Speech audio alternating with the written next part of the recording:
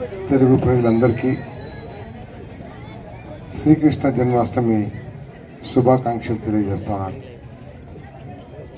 ఆ భగవంతుడి ఆశీర్వాదంతో, ఆ కృష్ణుని ఆశీర్వాదంతో ఈ రాష్ట్రం అభివృద్ధి చెందాలని,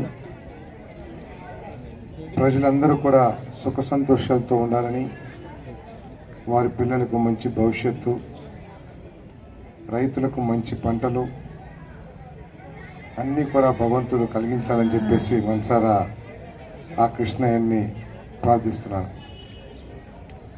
కృష్ణా సేవా సంఘం వారు మంచి కార్యక్రమం ఏర్పాటు చేశారు. మరి రాష్ట్రంలోని ప్రతి గ్రామంలో కూడా దాదాపు ఈ కార్యక్రమాన్ని, కృష్ణాష్టమి కార్యక్రమాన్ని చాలా ఘనంగా, కోలాహలంగా ప్రతి గ్రామంలో కూడా నిర్వహించుకున్నారు.